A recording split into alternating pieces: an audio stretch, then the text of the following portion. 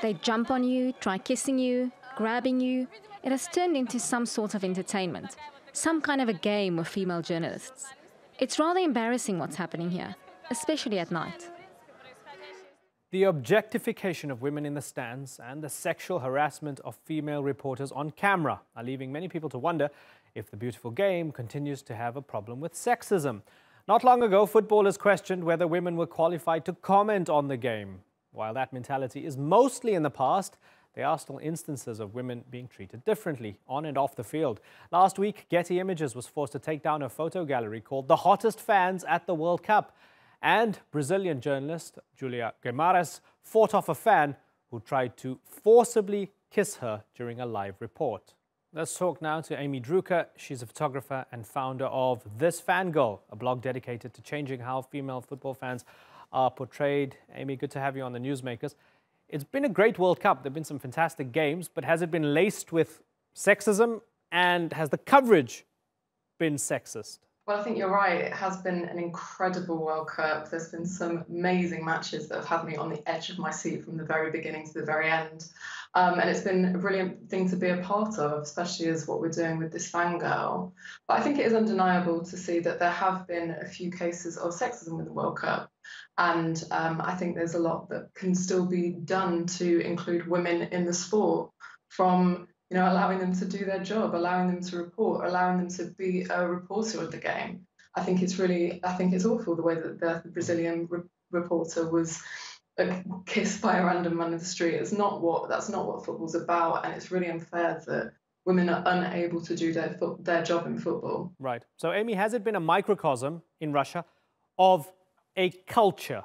And if so, what is that culture? I'm not so sure if it would be a microcosm. I think it's these sort of things get picked up by the media. I think it's very easy to put out articles that are sort of showing the sexy female football fan. People love seeing beautiful women in football tops. I think the issue is I think you've got to just ask about the representation. I think there's a lot of women all across the world who support their team, and it's not just the most beautiful ones that are always captured, and that's absolutely what This Fangirl tries to do, is try and address that representation. I'm not necessarily sure if it's a problem within Russia. I think it's actually a little bit of a problem of the wider media, to be totally honest. Right. And so there are those who say, okay, be that as it may, yes, it's bad, but there have been some strides made over the past few years.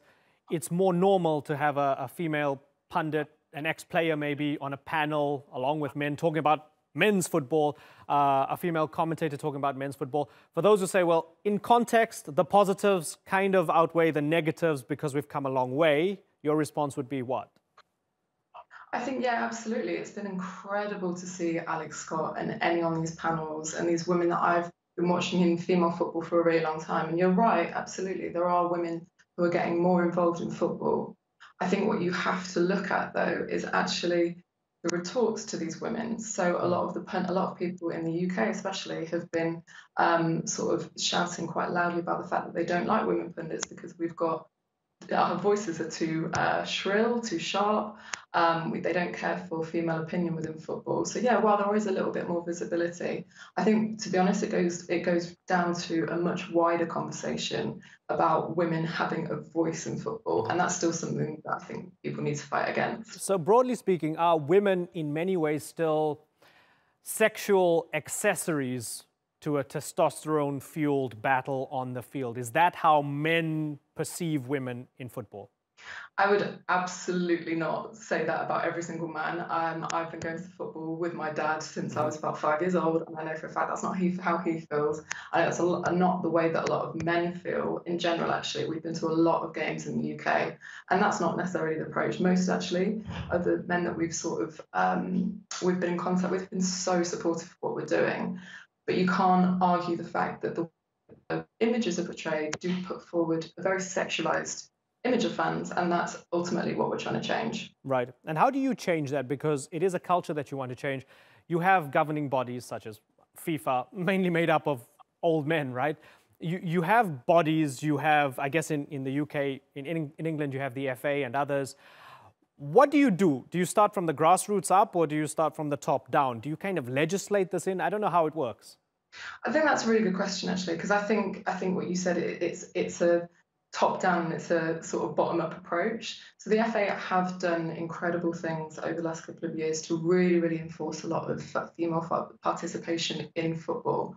So that's at a school level, that's encouraging more women to get involved in the coaching aspects of it, in the managerial aspects. There's only so much that they can do. So that's where the grassroots projects like this Vanguard come in, because ultimately it's about visibility. It's about showing that women are there week in, week out, week in, week out, whether it's raining, whether it's snowing, whether it's beautiful, glorious sunshine. Women are there, and we want an opinion in it. Yeah. Why do you think fans grope female reporters?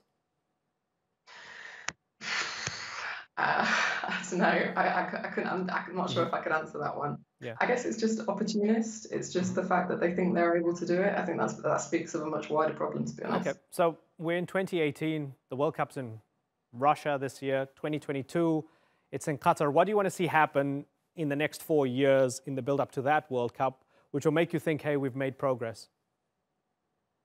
I think it's just it's an element of just getting more women into football in every single capacity. So as I said, so whether that's being a sports journalist, whether it's blogging about it, whether it's taking photos at a game, just having women increase their visibility in all elements of football, I think will go a really long way to change this. And I think it will be less of a shock, when you see like a female pundit or a woman in the stands cheering and shouting for her team. This will become normal, and it will become, as a female fan, you'll feel less forced to try and prove your fandom, which is something that we've come up against a lot. Yeah. So do you feel? Yeah. Sorry to interrupt you. Do you feel you have to kind of prove your knowledge more so? I mean, the irony being, right? I could be in a newsroom here and the men could be talking about football. Nobody actually has to prove that they played the game for them to have an opinion on who's playing left wing for England against Colombia, right? But do you feel women have to somehow sort of prove that they've played the game or they have a deeper knowledge of the game? Yeah, definitely. That happens a lot. I think with me, less so, just because, I've been to about 40 Premier League and Championship clubs in the UK, so I don't think people really question my fandom. I wouldn't be doing this if I didn't cared about football. Amy Drucquer, it's been great to talk to you. Thanks for joining us on the Newsmakers. Thanks for having us.